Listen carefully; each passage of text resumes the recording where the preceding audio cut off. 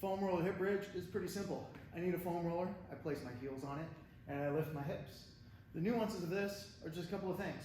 First of all, I want to have my heels as close to my hips as they'll go.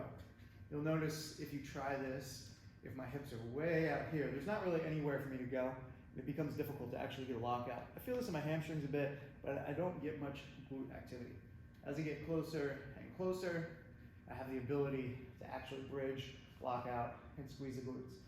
As far as this position is concerned, well, the higher the better. At some point, my musculature just can't push me any higher. There's nowhere else to go, and I can come back down. If I leave this a little soft, again, it's not like it's going to be nothing, but the stimulus is much better met in terms of the glutes and hammies if I'm getting way, way up as high as I can go.